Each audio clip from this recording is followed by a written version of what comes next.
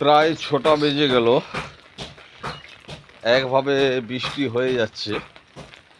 তো ভাবলাম একটু বাজার দিকে যাই, কিন্তু বাজার দিকে যাচ্ছি ঠিকই, কিন্তু আজ গায়ের ভিতর দিয়ে হয়ে যাচ্ছি। তো সবজি আমদানি হবে কি না বুঝতে পারছি না, কারণ সকাল থেকে তো ঝমঝম ঝমঝম জল পড়ছে। পাড়া গ্রামে থাকা এটাই একটা সমস্যা। সব কিছু সবসময় আসবে এমনটা নয়, কারণ এরকম যদি জল পড়ে যারা ব্যবসা করে তারা কি করে আসবে, বা জমিতে নেমে আপনার ফসলটা উঠাবে কি করে। তো আজকে গ্রামের ভিতরের মেন রাস্তা দিয়েই যাচ্ছি, দেখতে পাচ্ছেন এটা মেন রাস্তা। তো দেখা যাক সবজি বাজার যে কিছু আমদানি হলো কি না, যদি হয় তাহলে আপনাদেরকে একটু দেখাবো। নাহলে আজকে মনে হয় সবজির আশা খুব কম, কারণ কাল রাতের থেকে প্রচুর বৃষ্টি হচ্ছে।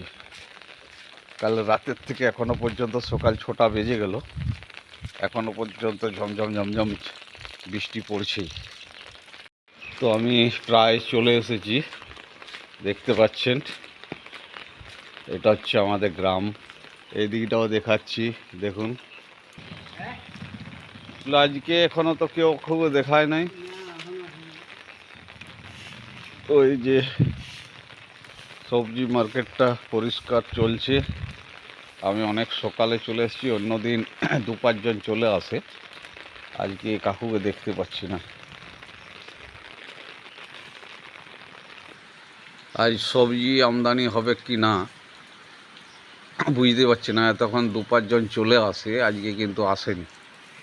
আজ আসা খুবই কম। তো দেখা যাক ২-১ জন আসে কি না।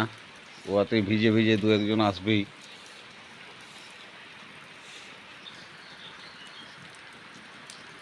তো আজকাল যা পরিস্থিতি, তাতে করে ১-২ জন এসছে, এই ১-২ জনে নিয়েই আজ বাজারটা হবে। খুবই সকাল থেকে কি রাতের থেকে ঝমঝম ঝমঝম বৃষ্টি পড়ছে।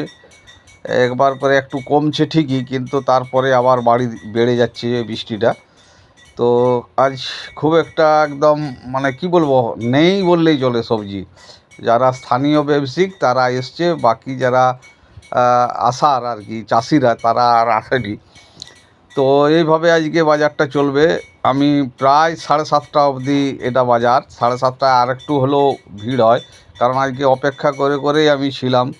কিন্তু দেখলাম কিছুই আসেনি, যা পেলাম টুকটাক নিলাম, দিয়ে বাড়ি চলে এলাম। এবারে আমাকেও তো ব্যবসার কাজে যেতে হবে। একবারে ফাঁকা আজকে চারদিকটা। ভালো থাকবেন সবাই, সুস্থ থাকবেন সবাই।